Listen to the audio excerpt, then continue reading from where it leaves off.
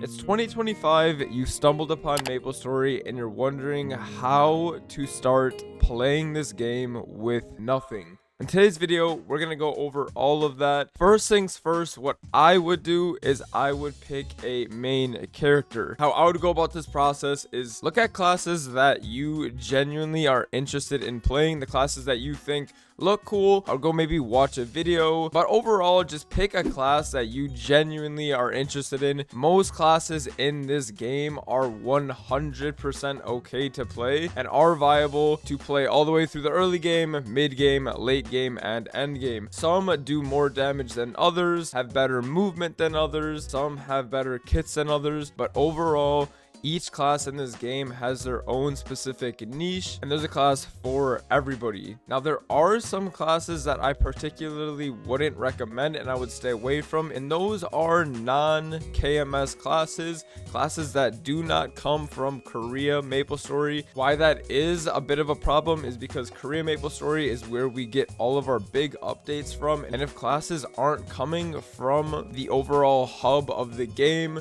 then that means these classes can and tend to be a little bit more volatile when it comes to updating them. Some classes can become clunky, outdated, they even can get deleted. They ask you how you are, you just have to say that you're fine when you're not.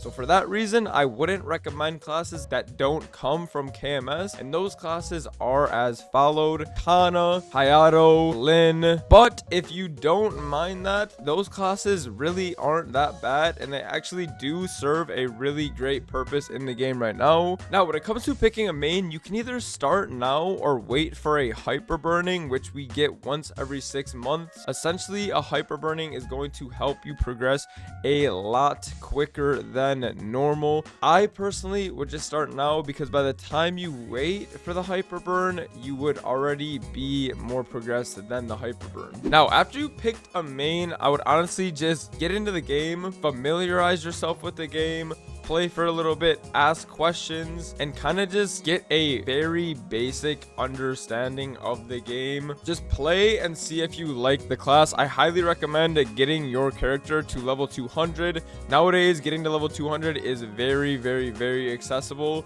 and can be done very quick. Once you get to level 200, you're gonna unlock your 5th job, which is going to give you a massive damage boost. If you don't end up enjoying the character that you picked initially, don't feel discouraged going back, starting over, and picking a new character to main. Nothing is really a waste of time in this game, as these other characters are going to benefit your overall account with a system called Legion. As soon as possible, try to join a guild. Essentially, what a guild is going to do for you is, one, you're going to be surrounded by a bunch of people that are playing the game. You can ask questions in game of things that you are unfamiliar with. They're going to help you out, and it's going to expedite your progression by a ton. Guilds are very good for new players. They're also going to give you passive damage stats. They're going to give you passive EXP stats. They're also going to give you guild skills, which are going to allow you to do more damage, which is essential in the early game so you can one-shot monsters and train more efficiently. Now, once you familiarize yourself with the game a little bit and you're actually enjoying your main character that you've picked, I would honestly try and get some link skills done. Essentially, link skills are skills that boost your overall account and are going to give you passive effects like damage and EXP. I would honestly just get level 1 links, and I would do the EXP slash big damage link skills first. A level 1 link skill is going to be unlocked at level 70. So essentially, how you get a link skill is you're going to create a link skill character, and then you're going to train it to level 70 for the level 1 link. Once you get it to level 1, you can transfer it to your main character. A level 1 link skill at level 70 can be done in honestly an hour or less, depending on the character, and it gets faster and faster with every link skill made. Link skills are going to boost your damage significantly and going to boost your training significantly. We have a full link skill video. I'm going to link that down in the description if if you guys do have any questions with link skill, that video goes over everything in the most efficient way to do link skills. Also, start doing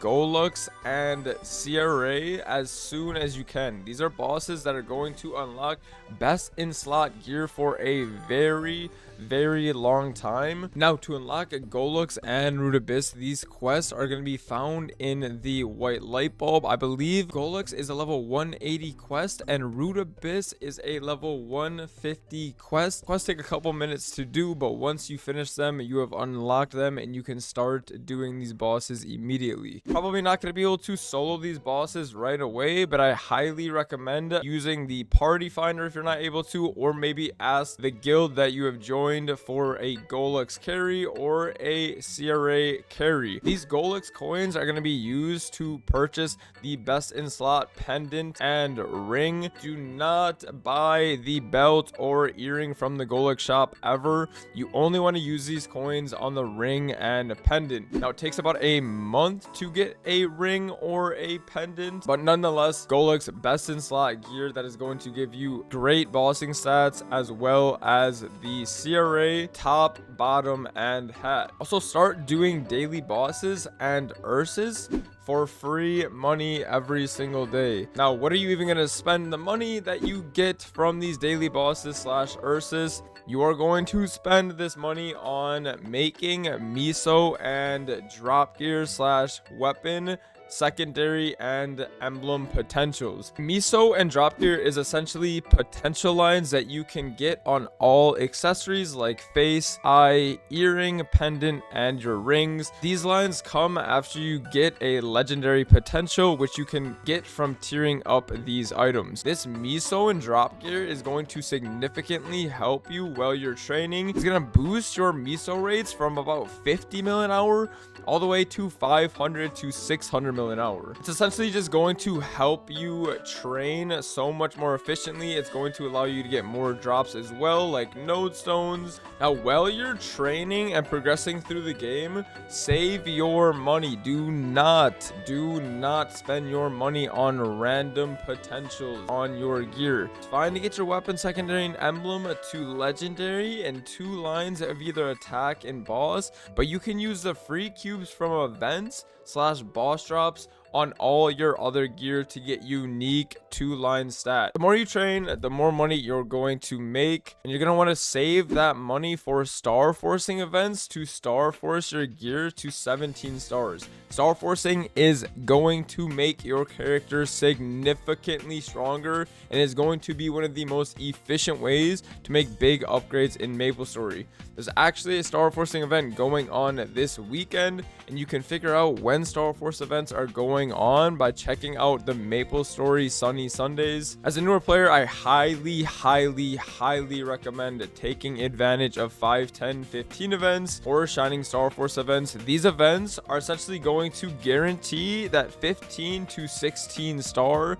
making star forcing much more efficient and just overall boosting your character's damage. Now, at this point, you're most likely going to gain a good amount of damage, but you're not going to be able to solo the bosses. I highly recommend using the new public bossing system. Start doing public runs as soon as you can. Go on these runs even if you don't even know how to do the boss. Literally join these runs and try to get in on these as early as possible. Like Lucid and Will, these bosses are going to drop you best in slot gear arcanes. It's relatively easy to blue dot during these boss runs if you have the arcane force, which you should have from doing your dailies. Do your dailies. Of course, the higher level you get in this game, level 200 to 250, you're gonna unlock arcane force river dailies. Do these every single day. It's going to boost your character's damage for free. You're not gonna have to do anything. It takes literally 1 minute per daily, and it's gonna give you a ton of exp as well. Now, obviously, you've been training, doing dailies. Try to get to level 260 as quick as possible. This is gonna unlock your 6 job job, which again, like 5th job, is going to give you a massive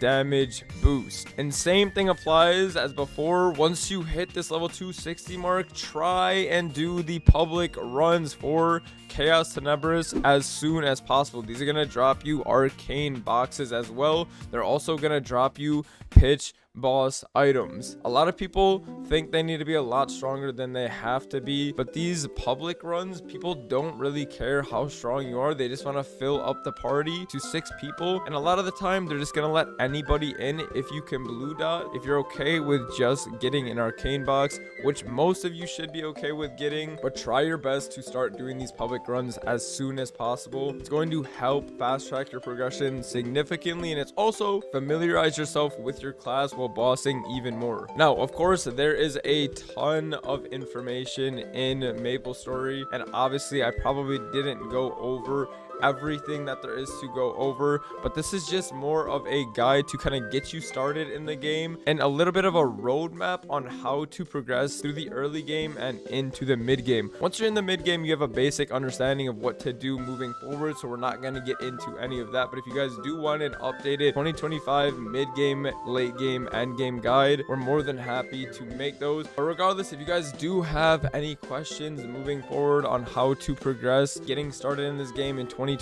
I know once again there's a ton of information and there's so much more information out there, but obviously don't want to overwhelm you too much, especially if you're brand new to the game. But one of the biggest things I have to say, if you are a newer player, take your progression as slow as you want or as fast as you want. Don't feel the need to have to get to a certain point by a certain timeline. Have fun with the game. Don't overdo it. Don't make it feel like a job. Don't compare yourself to others, and just overall have fun with the game. But saying that, I hope you guys enjoyed today's video. I'll see you guys in the next one. Peace.